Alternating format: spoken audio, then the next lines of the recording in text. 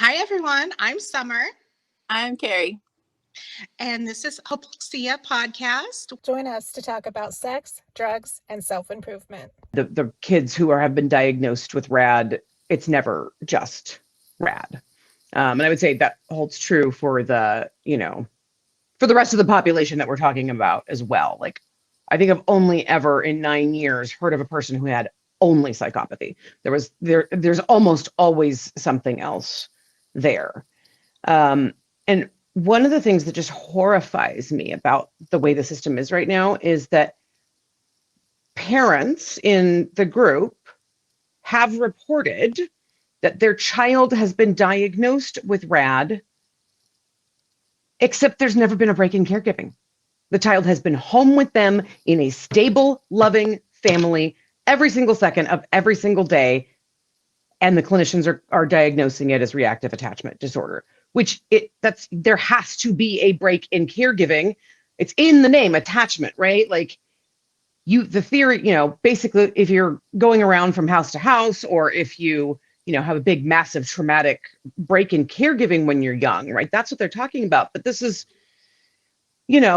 baby Johnny was on mommy's hip every single day, or in the baby Bjorn or the Snuggie, or you know what I mean? Like, it's just, people keep wanting to diagnose conduct disorder as reactive attachment disorder. And I mean, I get it to a certain extent, right? Because it's a lot easier if you can say, oh, well, this, something terrible happened to him in childhood, rather than, no, children don't come out like, I mean, of course this has to be some sort of trauma. We just haven't figured it out yet. Mm-hmm. Yeah. I actually had someone in the last couple of days on TikTok comments saying that, because they're like, I wonder if she's had some trauma. And so I made a video response to them. And I'm like, well, if she has, we haven't been able to identify it, Right.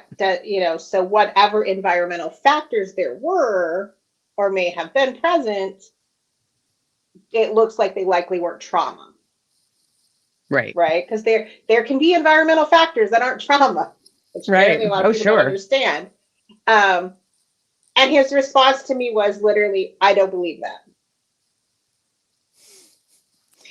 I was telling Summer earlier before you hopped on, because she told me about that, and I was like, it's so crazy that people can say shit like that, because not everything is traumatic to every single person. Like, it can be traumatic for me, but wouldn't be traumatic for Summer, but would be a little T trauma for you, Lilith, and it would just be varying levels of trauma, big T for me, little T for you, not at all for Summer, or vice versa in any kind of order.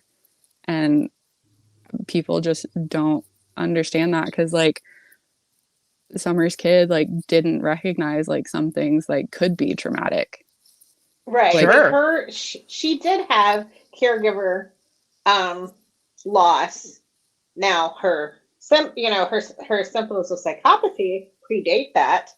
But then she moved from when her mother went to jail, she went to grandma, and then grandmother went to jail, so she went to foster care. So she did have that, but she was already she was already 5 before she moved in with me, right? So she was 2.5, I believe, at the first, when she went from mother to grandmother, and then she was 4.5 when she went into foster care. So naturally, most of us assume that would be very traumatic. Statistically, we look at the data, and most kids who have been system involved identify removal from their home as the biggest trauma, even if they were undergoing, abuse and neglect in the home. Often the removal is identified as the bigger trauma. She never identified any of those changes in home or caregiver as traumatic. She never showed any indication of missing any of them. There was no attachment to any of them, which is unusual, needless to say. Well, you did say that she missed the one that bought her things. She missed the rich foster family buying her everything she wants. She didn't miss them. but Just the things. she missed Yeah. them buying everything she wanted. Yeah. Yeah. That's, of course. I mean, of course she did, right? Like, Right. She Right. missed can you buy me something. stuff? Just No, wasn't a you weren't. person. Can you She buy me missed the stuff? things. Yeah. I mean, if you're not going to buy me stuff, go away, right? Like, go find somebody Right. else who will buy me stuff and do what I want. Which is Ugh. kind of like outside of like everything else, that seems like such a typical like teenager thing, but combined Yeah. with everything else, it's like, oh, Right. That's the thing. And I try to explain that to people a lot of times. Like her wanting to be fully autonomous and independent and everything is actually pretty typical age appropriate desire for a 15-year-old. Oh, sure. It just gets ratcheted up when you have Right. the the lack of attachment and all of those things. And so then the lack of empathy and all of that makes her able to act on that in ways that are slightly different from the average child. Yeah. most children Such would as, just slam the door in poisoning their mom. parents' face, or Right. Yeah. like, you don't understand me, mom. Not, I'm gonna stab you, mom. Exactly. Oh, Exactly. big difference in there. Just, Right. yeah. Like, There big, is. huge. But Big the wild difference. part is when you tell people the response that I did not tell people until that day I made that video. I left court and I was disassociated and I made that TikTok video.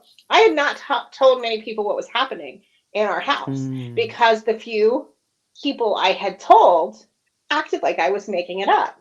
And they would literally tell me that's normal, typical teenage behavior. And I would say, if every teenager in your family acts like this, I am concerned for you because this is not normal teenage behavior. So I assume they just all thought I was exaggerating. I never got a handle on where they were coming from on that, thinking that this all was normal teenage behavior. But that seems to be a common response, is to minimize what we're actually going through or assume that we're exaggerating or lying on our kids. I would say it's more the default. I definitely think they thought you were exaggerating, because even For sure. when you were telling me, and I worked with the kids that I worked with, I was like, Summer, what the fuck? Like, you gotta get out of that. Like, you can't. That's not okay. And the kids I worked with were not like her, but like they were a whole different ball game compared to like what other teenagers I had worked with before were like. And I was like, oh, Summer, no, you can't. That's not, no. It was, I mean, it's really interesting. Well, actually, first, so that was when you started doing the TikTok video. Was that your first thing? You just like, and then sort of like message in a bottle, sending out an SOS, like Sting, and somebody pick it up, or was that sort of the moment? I had just come from court where she was adjudicated and placed into state custody. While we were there, of course, the judge asked if I wanted to terminate my parental rights, which I had not even thought of. So that was I left court and I was traumatized, and I was in shock. And so I drove into my driveway. If you ever watch the video, you can see I'm sitting in my car, my van, I don't know, a vehicle, one of my vehicles, because I didn't even get out of the car. I sat in my driveway and I made this video, essentially just screaming into the void, because our TikTok account was brand new. It had only been out for a few weeks. I was trying to learn the platform. So we only had like double-digit followers. It wasn't many. It was the same people who, follow us on all the other platforms. So I just assumed it would be seen by maybe 10 people, and everybody would forget about it. And that is not what happened. That's not what happened. I got lots of comments and lots of shares and lots of questions. And so then in answering questions, I ended up making more videos to answer those, and it ballooned into this. Yeah. Okay. I didn't realize how many people were going through this and how universal my experience with the system is until for sure. Your support group, which I actually found because I was trying to find placement for her, and I sent out emails to people, to doctors and researchers all over the place, one of whom happened to be Abigail Marsh, Dr. Marsh. Oh, Abby! And she is the one who recommended the group, because she's like, unfortunately, I don't know any solutions you haven't already tried, but, try this group. So that's how I found your group. Awesome. And so between that and the comments from like TikTok and stuff, I have found that yes, it's pretty like this is the status quo. There is no system built to help with this or provide support. And so we end up having to do things like put our kids in state custody because there's no other options left. Right. I can't remember if we talked about this on the last episode, but according to a study that was quoted in Psychology Today, and this is something that that psychopathy is quoted, according to this study or whatever it was, 1 in 10 children has a disruptive behavior disorder, which is ODD and conduct disorder. Sorry, oppositional defiant disorder and conduct disorder. And so that's 1 in 10, which seems like a really huge number, and like, oh my God, I didn't realize it was that prevalent until you realize that most parents have more than one kid. Yeah. Right.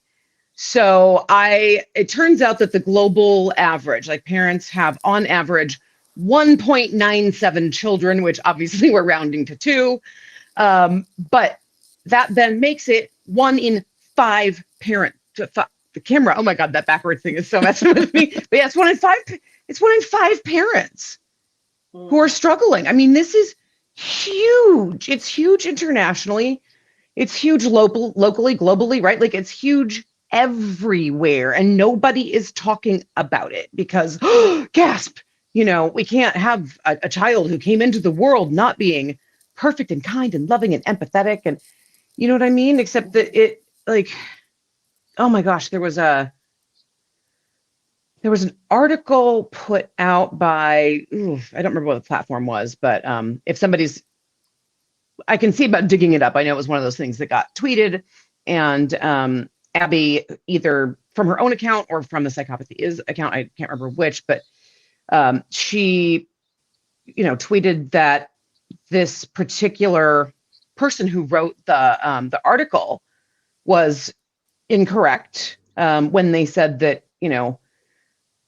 so the person who wrote the article said that because only 1 in 3 serial killers 1 in 3 serial killers did not have a traumatic background.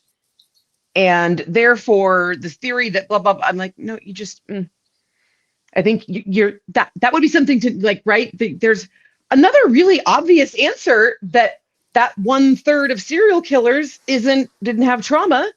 And that's that it's not trauma that causes it, right? Like, it just, I mean, I couldn't even believe the conclusions that lady who wrote the article came to. It was just, I was baffled. Like, how can you have interviewed all these people, looked up all these things, and reached that conclusion?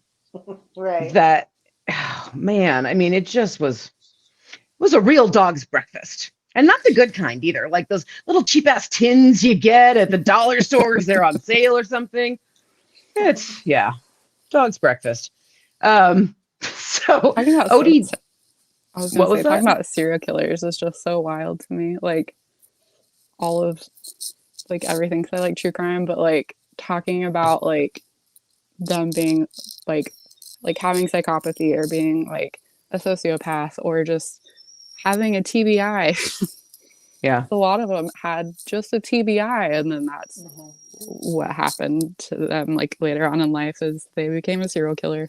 It's so fascinating to me, like not in like a that's so cool way, just like a oh my God, that happens kind of way. It's amazing, right? It gets amazing the things, I mean, the way our brain functions changes the way we behave. I do wish. Oh my gosh, really? I know. Apparently Who knew? that is lost on a lot of people. But Jeffrey Dahmer had he made statements that he felt like he was born that way. He was always that way. And his mother had wanted to donate, his brain to be studied. And of course his father wouldn't allow it. And so I kind of wish that had been able to happen. I hadn't Yeah. heard that piece of the puzzle. Yeah. Yes, she wanted his brain to be studied, and I believe he even filed a lawsuit in order to stop it. And so they were not, it didn't happen. And I kind of wish she had been able to to donate it in the way that she wanted to, because I think that would have been very interesting for them to be able to examine that and maybe Oh, for sure. at least have that data. Yeah. But And Yeah, I have you think, guys like, seen Mindhunt? Oh, go ahead. I was gonna say, and I think it was like Ted Bundy, maybe. I think he was one of the ones that just had like a TBI. I think it was either him or someone else. They got hit in the back of the head with a metal swing, and it caused like such a big TBI for them that they ended up that way. I think it was Ted Bundy. I could be wrong. I'm pretty sure it was him. I know for sure Ted Bundy had this operation when he was 4, maybe. Gacy's the one who was hit in the head with the swing. Ah, okay. I knew it was somebody. I should have known it was him. I'm scared of clowns, and so he freaked me out the most. But wow, it's so, because a lot of people thought that, I guess it was John Wayne Gacy, thought that he was like diagnosed with psychopathy or would have been diagnosed with psychopathy, but it was literally just TBI. His parents weren't that great either. But which would be considered sociopathy because he developed it from. Yep. Socio meaning society. Because like his parents weren't that great either. His dad was a piece of work. So like it would have been like the sociopathy, like you guys said, but people always called him like a psychopath, like, which is not what you should call him. But... Right. And unfortunately, that's part of the problem with the diagnostic paradigm we have is a lot of people they use those words interchangeably. And they're not the same thing. And they're not. At all. Have you ever read the book Confessions of a Sociopath? Mm-mm. Oh, is that Emmy's book, Emmy Thomas? I don't remember. Hold on, let me. Okay. I'm not good with names, so I don't want to give you the wrong. Yes, okay. Emmy. Yes. Okay. And in there, I thought it was interesting in there because she says, even though they believe she probably has psychopathy, she was making a choice to use the term sociopath because she feels like it carries less stigma and people don't automatically have as negative of reaction. Interesting.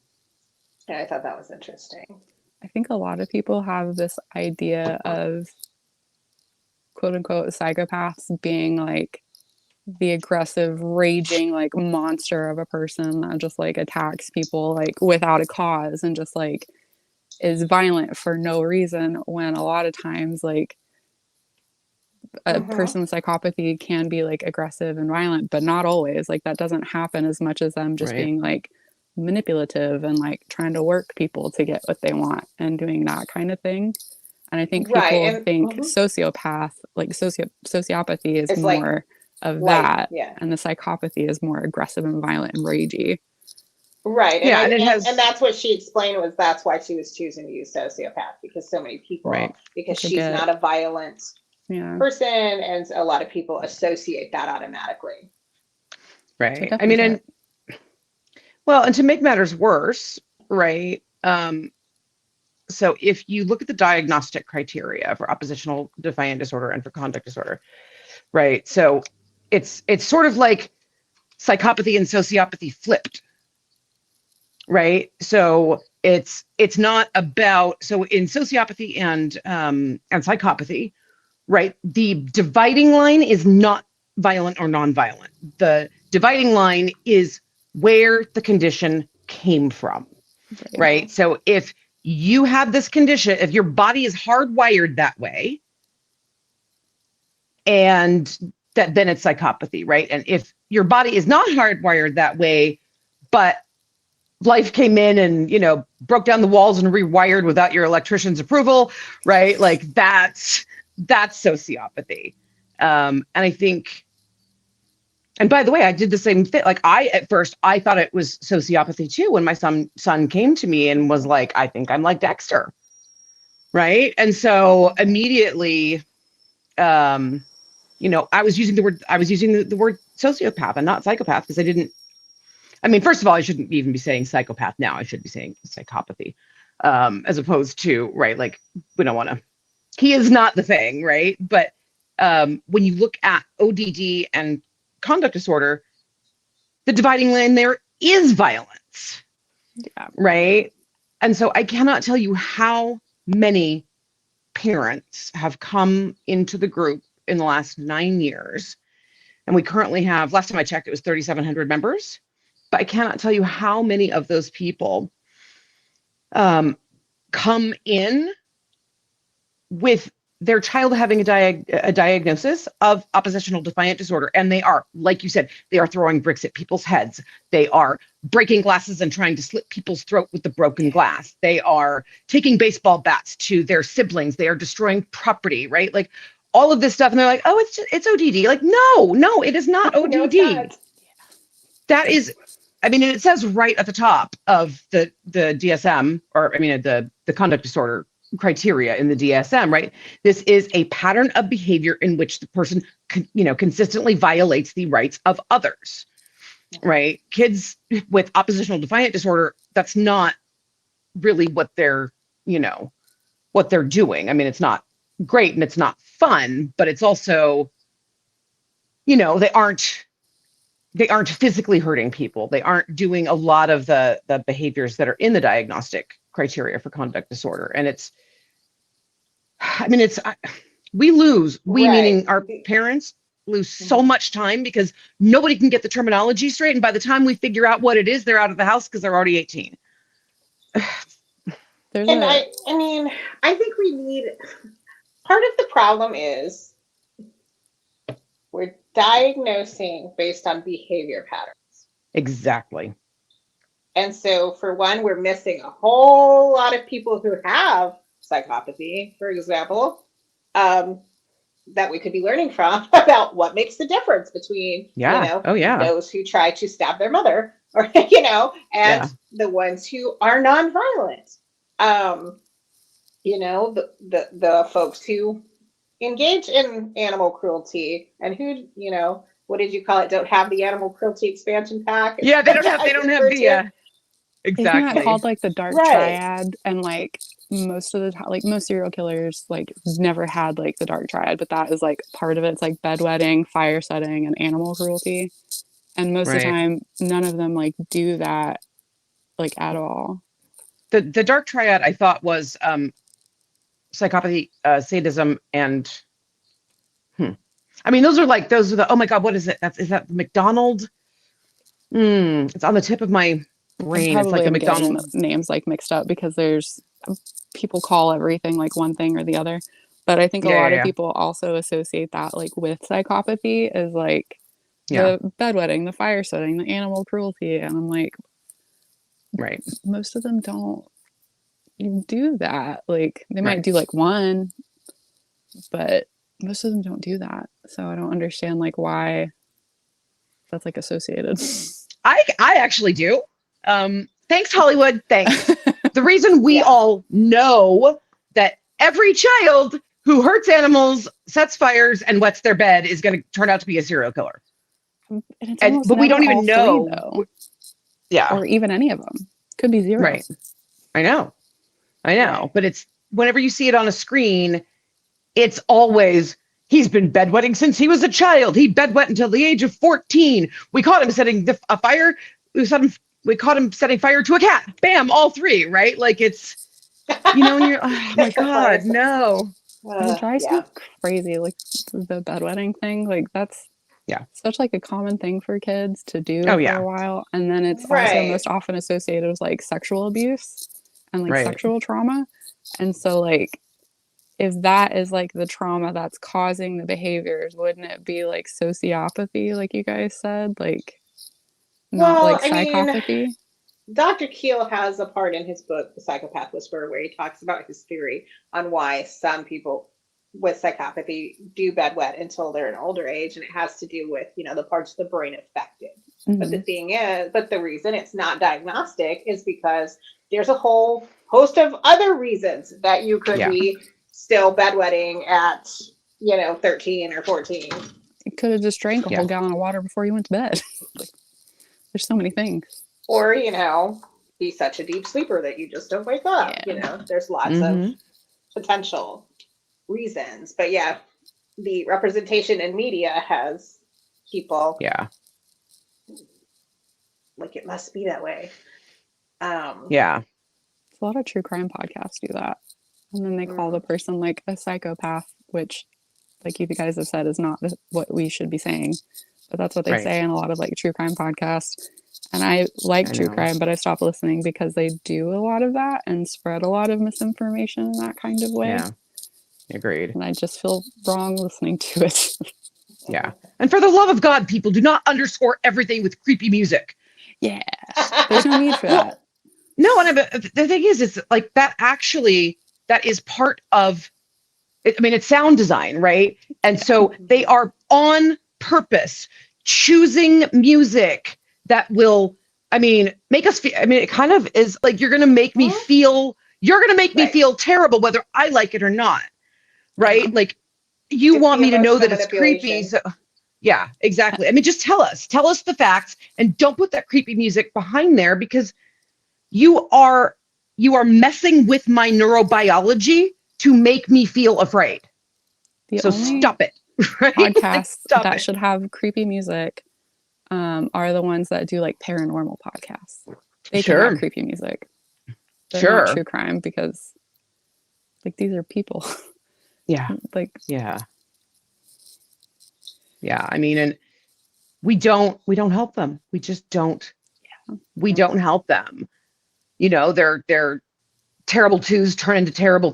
First of all, there's so many of us, right? That, kid's not even had his first birthday yet, or her first birthday, and still we're like, something's not right here, right? And then the terrible twos become the terrible threes, and so you go back to somebody else.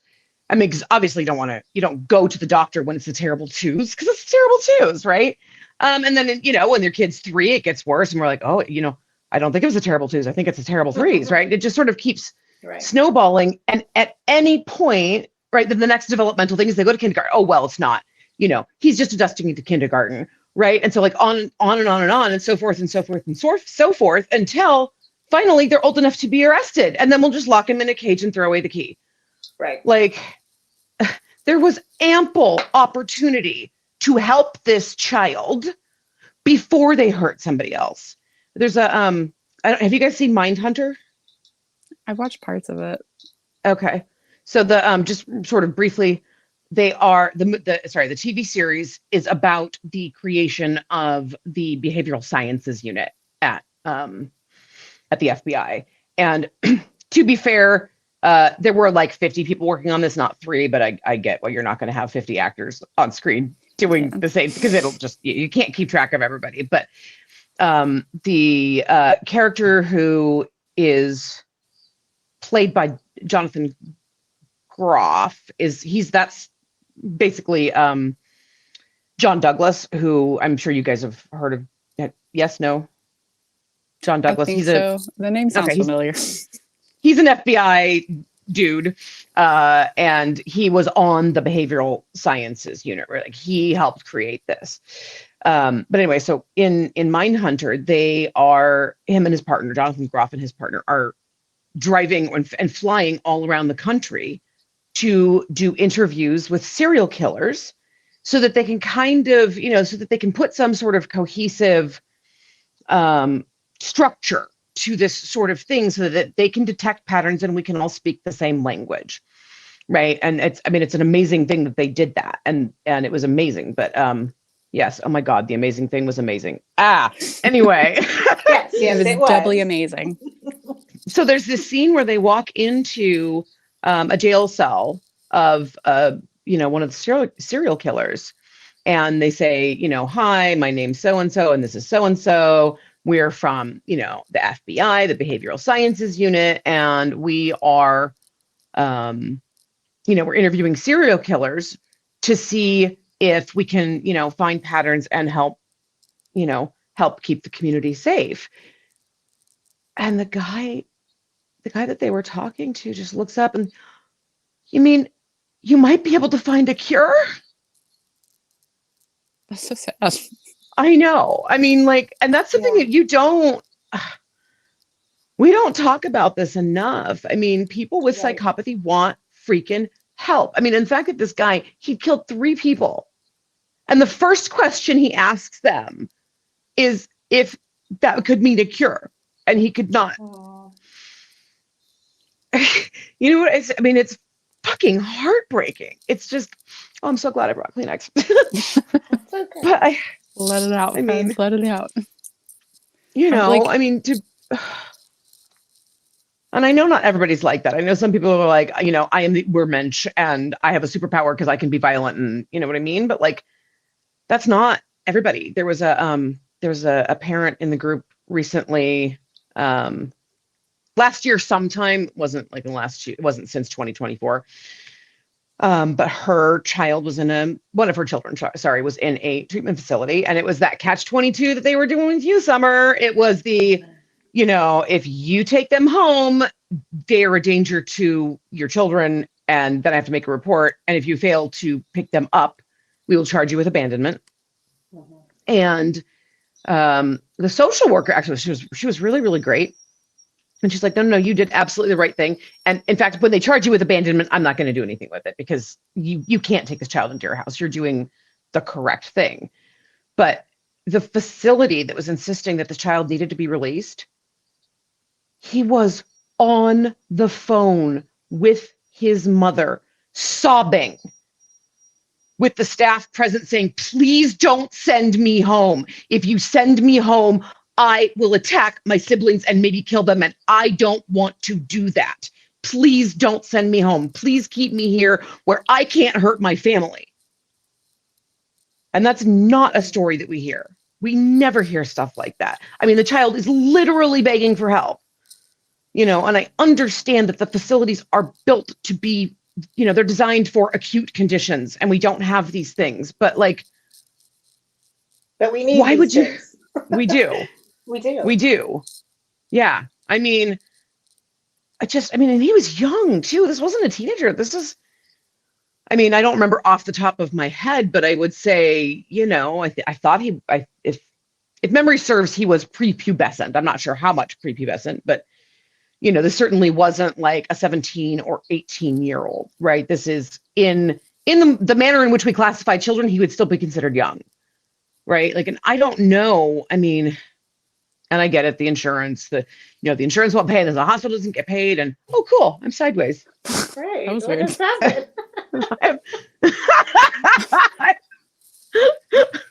Wow. Oh my God, you guys, shit just went really sideways. Literally. Oh my God, I have That's no never idea how to. happened before. I don't know. My hand, like the recording device is up there. My hands are back here and they were in my lap. I have no idea. Like I No didn't idea touch how it anything. Switched. Weird. Okay. Oh my God, that's awesome. Yeah. But I mean, don't also, understand. I kind of feel like we should push into this metaphor, right? And be like, okay, so this is what it looks like when shit goes sideways. And this is the way we Right. live. This is the way parents Yes. like us live, right? Shit is always sideways. And tell me you Always. wouldn't get vertigo trying to navigate through the world like this, right? I mean, it's just, And it's so it's crazy. Like, insane. you were talking about the kid and he was literally begging to like not go home so he didn't hurt Mhm. people. It is. Yeah. The unit that I worked on was for kids that had been sexually perpetrated against and then became perpetrators. Sure. Anytime a kid said that they were going to perpetrate again, they got longer stay at the facility. They were not allowed to As leave. they should. If they were saying that, they were not allowed to leave. And that is just for like sexual perpetration and like sexual abuse. Like some of the things some of those kids did was hard to read and hard to like talk about. Sure. And the fact that they were saying they were going to do it again made the facility keep those kids longer. So the fact that a facility would send a kid home that's saying like they're going to murder somebody is just like wild to me. Like they have Yeah. like it's the same with like people that are suicidal, like they have a plan, they know what they're going to do, they have the means to do it, they keep that person. But a person that's homicidal has the means, has the plan, is going to do it, they send them home. Yeah. That's absolutely bonkers to me to like think about. Mhm.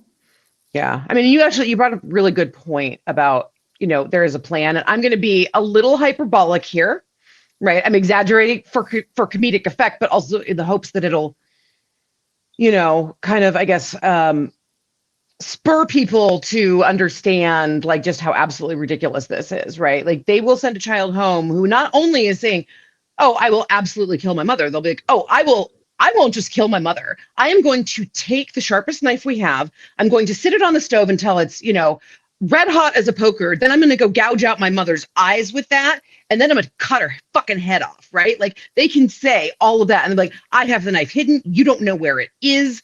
I've already like got a place to hide the head." You know what I mean? Like they can have all these like really elaborate plans, and they'll just be like, "Well, good luck. Yeah. Don't die." Right? Yeah, the first time my daughter went inpatient, she actually said to the police officer, well, she had threatened me. She said, "I'm going to slit your throat while you sleep, and then I'm going to leave in your van." Nice. And when the officers got on scene, she repeated it word for word for him that that's what she was going to do. Fortunately, she answered all the questions right to get admitted for threat to self, because they would not, because they told me flat out they would not admit her as threat to others, even though she made all of that. And in the meantime, while she's in the ER, because we were in the ER at that time, almost 2 full days, and the nurse broke protocol and let me go home to grab some clothes. And while I went home, I tossed her room and found that she had the knife hidden and had the keys to my van hidden. And she had prepared for this plan, but it didn't matter. They would not keep her based on that. Don't forget to like and subscribe to the channel. And to be sure you never miss an upload, make sure you turn your notifications on. And please come join us on social media so we can continue these conversations in between episodes. You'll find us at Hypoxia Podcast on Facebook, Twitter, Instagram, and TikTok.